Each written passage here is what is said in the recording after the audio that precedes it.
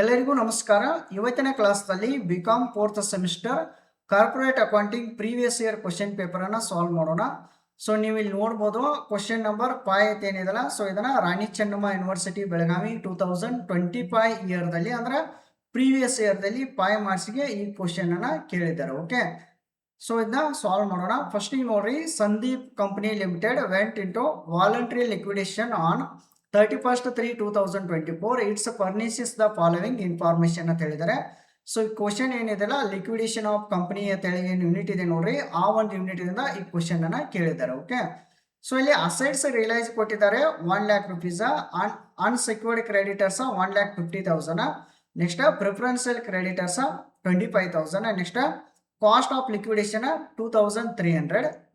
ನಂತರ ಇನ್ಫಾರ್ಮೇಶನ್ ಏನು ಕೊಟ್ಟಿದ್ದಾರೆ ನೋಡ್ರಿ, ಲಿಕ್ವಿಡೇಟರ್ ರೆಮ್ಯುನರೇಷನ್ ಫಸ್ಟಿಗೆ 5% on assets realise, second one 3% on amount paid to unsecured creditors ಅಂತ ಹೇಳ್ತಾರೆ. ಹಾಗಾದ್ರೆ prepare liquidator final statement of account ಅನ್ನ ಪ್ರಿಪೇರ್ ಮಾಡ್ರಿ ಅಂತ ಹೇಳಿದ್ದಾರೆ. ಓಕೆ, ಇಷ್ಟು ಸಿಂಪಲ್ ಕ್ವಶನ್ ಇದೆ.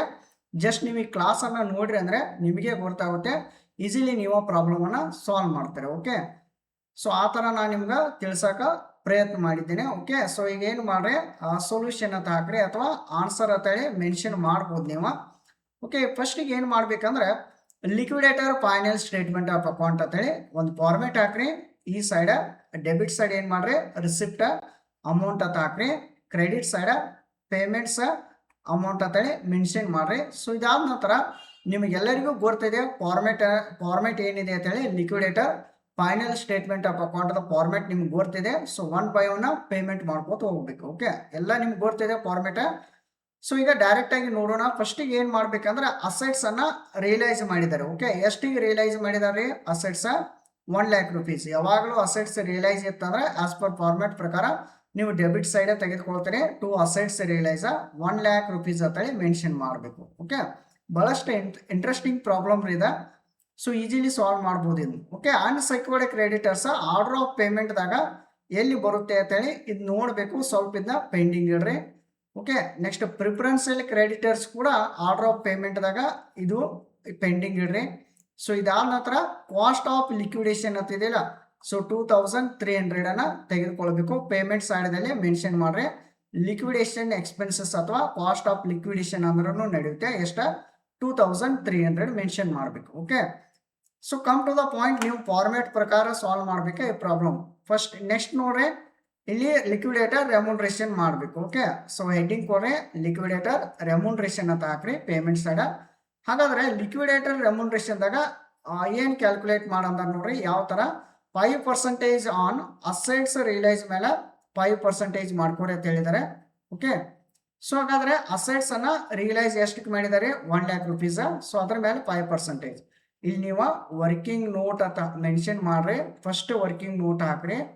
ಫಸ್ಟ್ ಏನ್ ಮಾಡಬೇಕು, ಲಿಕ್ವಿಡೇಟರ್ ರೆಮ್ಯುನರೇಷನ್ ಅಂತ ಹಾಕ್ರಿ, ಲಿಕ್ವಿಡೇಟರ್ಸ್ ರೆಮ್ಯುನರೇಷನ್. ಸೊ ಇಲ್ಲಿ 5% ಆನ್ ಅಸೆಟ್ಸ್ ರಿಯಲೈಸ್ ಅಂತ ಕೊಡ್ರಿ. 5% ಆನ್ ಅಸೆಟ್ಸ್ ರಿಯಲೈಸ್ ಅಂತ ಹೇಳಿ. ಸೊ ಹಾಗಾದ್ರೆ ಅಸೆಟ್ಸ್ ರಿಯಲೈಸ್ ಮಾಡಿದ ವ್ಯಾಲ್ಯೂ ಎಷ್ಟೈತೆ ನೋಡ್ರಿ, 1 lakh rupees ಇದೆ. So 1 lakh rupees into 5 divided by 100 ಮಾಡ್ಕೊರಿ 5,000 ಅಂತ ಹೇಳಿ ಬರುತ್ತಲ್ಲ. ಸೊ ಇದನ್ನ ಇಲ್ಲಿ ಮೆನ್ಷನ್ ಮಾಡಬೇಕು. ಓಕೆ, 5,000 ಅಂತ ಹೇಳಿ ಮೆನ್ಷನ್ ಮಾಡ್ರಿ. ಇಲ್ಲಿ 5,000 rupees. Okay, 5% on assets realise. Okay, so ನಂತರ ಏನ್ ಮಾಡ್ರಿ, 3% on amount paid to unsecured creditors ಅಂತ ಇದೆ ನೋಡ್ರಿ. ಓಕೆ, ಸೊ ಹಾಗಾದ್ರೆ ಅಮೌಂಟ್ ಅನ್ಸೆಕ್ಯೂರ್ಡ್ ಕ್ರೆಡಿಟರ್ಸ್ ಐತೆ ಏನಿದಿಲ್ಲ, ಸೊ ಆರ್ಡರ್ ಆಫ್ ಪೇಮೆಂಟ್ದಾಗ ಅನ್ಸೆಕ್ಯೂರ್ಡ್ ಎಲ್ಲಿ ಬರುತ್ತೆ ನೋಡಿ, ನಂತರ ಅವ್ರಿಗೆ ಪೇಮೆಂಟ್ ಅಮೌಂಟ್ ಕೊಡಕ್ಕಾಗತ್ತಿಲ್ಲ ನೋಡ್ಬೇಕು. Okay, 3%. So unsecured creditors amount ಎಷ್ಟಿದೆ, 1,50,000 ಇದೆ. ಓಕೆ, ಹಾಗಾದ್ರೆ ನೀವು ಏನ್ ಮಾಡ್ಬೇಕಂದ್ರೆ ಇಷ್ಟು ಮೆನ್ಷನ್ ಮಾಡಿ 3% ಆನ್ ಅನ್ಸೆಕ್ಯೂರ್ಡ್ ಕ್ರೆಡಿಟರ್ಸ್ ಅಂತ ಮೆನ್ಷನ್ ಮಾಡ್ರಿ.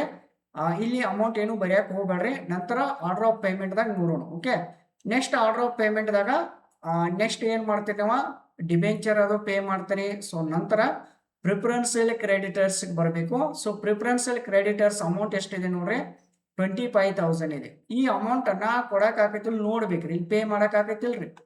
ಸೊ 1 lakh ನೀವು ಈಸಿಲಿ ಅಮೌಂಟ್ ಪೇ ಮಾಡ್ಬೋದು. ಓಕೆ, ಈಗ ಆಲ್ರೆಡಿ 2,300 ಪೇ ಮಾಡಿದ್ರೆ ನೆಕ್ಸ್ಟ್ 5,000 ಪೇ ಮಾಡ್ಬೋದು. ನೆಕ್ಸ್ಟ್ ಇದನ್ನು ಪೇ ಮಾಡ್ಬೋದು. 25,000 ಮೆನ್ಷನ್ ಮಾಡ್ಬೇಕು. ಓಕೆ, ಸೊ ನಂತರ ಅನ್ಸೆಕ್ಯೂರ್ಡ್ ಕ್ರೆಡಿಟರ್ಸ್ ಅನ್ನ ಮೆನ್ಷನ್ ಮಾಡ್ರಿ. ಈ ಅಮೌಂಟ್ ಅನ್ನ ಮೆನ್ಷನ್ ಮಾಡಕ್ ಹೋಗ್ಬೇಡ್ರಿ ಇಲ್ಲಿ. ಸೊ ಅನ್ಸೆಕ್ಯೂರ್ಡ್ ಕ್ರೆಡಿಟರ್ಸ್ ಅಂತ ಹಾಕ್ರಿ. ಸೊ ಈಗ ಏನ್ ಮಾಡ್ಬೇಕಂದ್ರೆ ನಾವು ಇಲ್ಲೊಂದು ಪಾಯಿಂಟ್ ನಮ್ಗೆ ಗೊತ್ತಾಗ್ಬೇಕು. ಏನ 3% ಆನ್ ಅನ್ಸೆಕ್ಯೂರ್ಡ್ ಕ್ರೆಡಿಟರ್ಸ್ ಅಂತಿದಿಲ್ಲ. ಸೊ ಅದಕ್ಕಾಗಿ ಈ ತರ ವರ್ಕಿಂಗ್ ನೋಟ್ ಹಾಕ್ರಿ. ಇನ್ನೊಂದು ಇಲ್ಲೇ 3% ಆನ್ ಅನ್ಸೆಕ್ಯೂರ್ಡ್ ಕ್ರೆಡಿಟರ್ಸ್. ಸೊ ಹಾಗಾದ್ರೆ ಇಲ್ಲಿ ಒಂದು ಲೈನ್ ಬಿಟ್ಟ ನೀವೇನ್ ಮಾಡ್ರಿ, ಅಮೌಂಟ್ ಅವೈಲೇಬಲ್ ಅಂತ ಹೇಳಿ ನೋಡ್ಬೇಕು. ಓಕೆ, ಸೊ ಅಮೌಂಟ್ ಅವೈಲೇಬಲ್ ಅಂದ್ರೆ ಎಲ್ಲ ಡೆಬಿಟ್ ಸೈಡ್ ಎಲ್ಲ ಟೋಟಲ್ ಮಾಡಬೇಕು, ಕ್ರೆಡಿಟ್ ಸೈಡ್ 1 by 1 ಮೈನಸ್ ಮಾಡ್ಕೋತ ಬರಬೇಕು. ಈಗ ಎಷ್ಟು ಪೇಮೆಂಟ್ ಮಾಡಿದ್ವಿ ನೋಡ್ರಿ, ನಾವು 1 lakh rupees ಅಸೆಟ್ಸ್ ಅನ್ನ ರಿಯಲೈಸ್ ಮಾಡಿದ್ವಿ. Okay, 1 lakh rupees. ಸೊ ಇದರಲ್ಲಿ ಪೇಮೆಂಟ್ ಮಾಡ್ಕೋತ ಬರಬೇಕು. ಫಸ್ಟಿಗೆ ಯಾವ್ದು ಪೇಮೆಂಟ್ ಮಾಡಿದ್ವಿ? ಲಿಕ್ವಿಡೇಷನ್ ಎಕ್ಸ್ಪೆನ್ಸಸ್ 2300 ಮೈನಸ್ ಮಾಡ್ರಿ 2300. ಸೊ ಇದಾದ ನಂತರ ಇಲ್ಲಿ 5% ಆನ್ ಅಸೆಟ್ಸ್ ರಿಯಲೈಸ್ ಮಾಡಿದರೆ, ಸೊ 5000. ಸೊ ಇದನ್ನು ಮಾಡ್ರಿ 5000 ಅಸೆಟ್ಸ್ ರಿಯಲೈಸ್. ಸೊ ಇದಾದ ನಂತರ ಏನು ಮಾಡಿದ್ದೇವೆ, ಪ್ರಿಫರೆನ್ಷಿಯಲ್ ಕ್ರೆಡಿಟರ್ಸ್ ಅಮೌಂಟ್ ಪೇ ಮಾಡಿದ್ದೇವೆ. ಸೊ ಪ್ರಿಫರೆನ್ಷಿಯಲ್ ಕ್ರೆಡಿಟರ್ಸ್ ಅಮೌಂಟ್ ಕೊಡ್ರಿ. ಲಾಸ್ಟ್ ಎಷ್ಟು ಉಳಿತೆ ಅಮೌಂಟ್ 1 lakh ಸೊ 2300 5000 25,000 ಮೈನಸ್ ಮಾಡಿದಾಗ 67,700 ಉಳಿತೇವೆ. ಓಕೆ, ಸೊ ಹಾಗಾದ್ರೆ ಇಲ್ಲಿ 3% on next order of payment ದಾಗ ಯಾರು ಅದಾರೆ? ಅನ್ಸೆಕ್ಯೂರ್ಡ್ ಕ್ರೆಡಿಟರ್ಸ್ ಅದಾರೆ. ಓಕೆ, ಸೊ ಈಗ ಏನ್ ಮಾಡ್ರಿ, ಅವ್ರಿಗೆ 67,700 ಇಂಟು 3 ಡಿವೈಡೆಡ್ ಬೈ 103 ಮಾಡ್ಬೇಕು. ಓಕೆ, ಸೊ 103 ಯಾಕೆ ಮಾಡ್ಬೇಕಂದ್ರೆ ರೀಸನ್ ಏನಪ್ಪಾ ಅಂತಂದ್ರೆ, ಸೊ ಇಲ್ಲಿ ನೋಡ್ರಿ ನೀವು, ಈಗ ಇವರಿಗೆ ಅನ್ಸೆಕ್ಯೂರ್ಡ್ ಕ್ರೆಡಿಟರ್ಸ್ಗೆ ಅಮೌಂಟ್ ಎಷ್ಟು ಕೊಡೋದಿದೆ? 1,50,000 ಕೊಡೋದಿದೆ. ಓಕೆ, ಸೊ ಹಾಗಾದ್ರೆ ನಮ್ಮ ಹತ್ರ ಅಮೌಂಟ್ ಎಷ್ಟು ಉಳಿತ್ರಿ? ಈಗ ಜಸ್ಟ್ 67,700 ಅಷ್ಟ ಉಳಿತು. ಸೊ ದ್ಯಾಟ್ ರೀಸನ್ ನೀವು ಏನ್ ಮಾಡ್ಬೇಕಂದ್ರೆ 67,700 ಇಂಟು 3 ಡಿವೈಡೆಡ್ ಬೈ 103 ಅಂದ್ರೆ 3 ಇತ್ತಂದ್ರೆ 103 ಮಾಡ್ಕೋಬೇಕು. ಓಕೆ, ಸೊ 4 ಕೊಟ್ಟಿರಂದ್ರೆ ಏನ್ ಮಾಡ್ಬೇಕು? 104 ಮಾಡ್ಬೇಕು. ಸೊ ಯಾವಾಗ ಅಂದ್ರೆ, ಸೊ ಅಮೌಂಟ್ ಈ ತರ ಇದೆ. ಓಕೆ, 1,50,000 ಏನಿದೆಲ್ಲ ಇಲ್ಲಿ ಅನ್ಸೆಕ್ಯೂರ್ಡ್ ಕ್ರೆಡಿಟರ್ಸ್.